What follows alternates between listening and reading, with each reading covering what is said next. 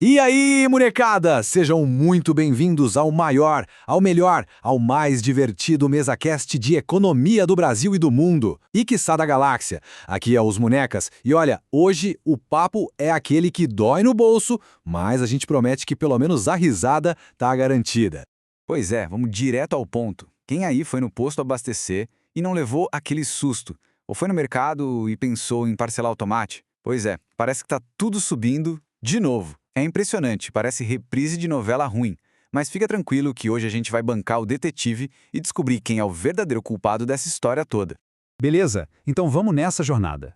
Nossa investigação começa aqui, na bomba de gasolina da esquina, e vai terminar lá do outro lado do planeta.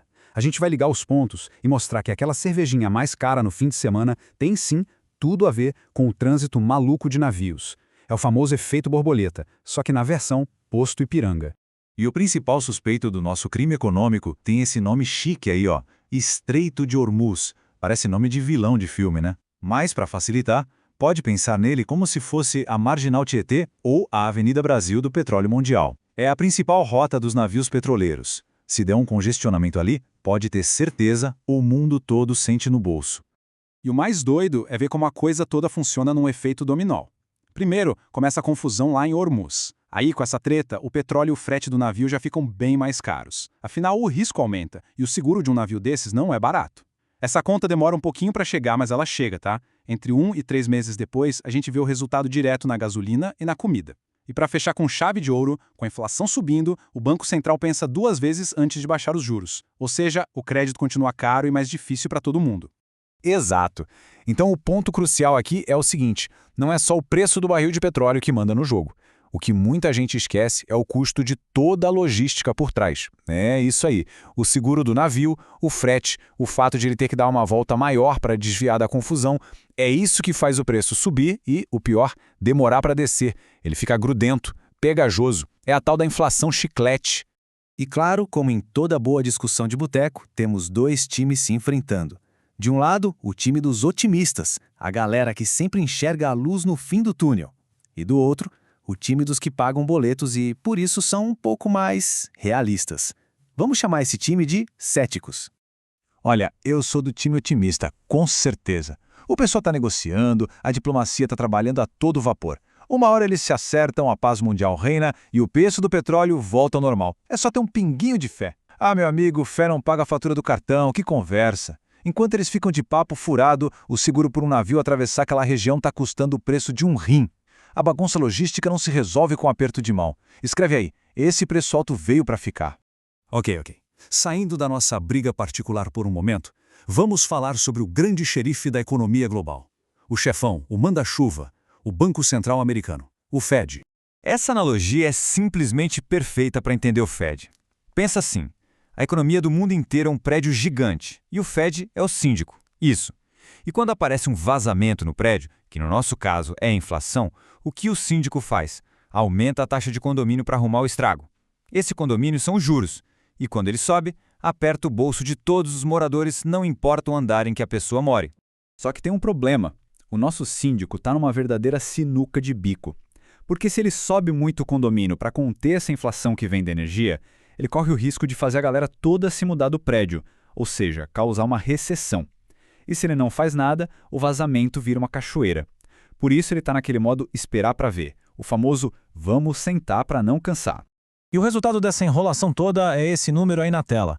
O mercado está apostando que o síndico vai baixar o condomínio no máximo 1 ou 2 vezes, só que lá em 2026. Traduzindo do economês para o português claro, o dinheiro vai continuar caro por muito, muito tempo. Aquele financiamento da casa própria, talvez tenha que esperar um pouco mais. E com os juros lá nas alturas, a economia mundial fica patinando. De acordo com o FMI, o crescimento esperado é de 3,1%. 3,1%. Que precisão cirúrgica, né? Isso aí no boletim escolar é nota para passar de ano raspando. Não bomba, mas também não ganha nenhuma estrelinha da professora. E aqui que o papo fica um pouco mais sério. O FMI já deu o recado. Se essa confusão toda lá no Oriente Médio continuar por muito mais tempo, o risco de uma recessão global deixa de ser coisa de filme de desastre. Exato. Vira um cenário bem plausível. A pergunta deixa de ser e se acontecer, para virar quando vai acontecer. Ok, chega de falar dos gringos. Vamos trazer a conversa de volta para a nossa realidade. O que essa bagunça toda significa para o nosso dia a dia, para o nosso suado dinheirinho? É isso aí.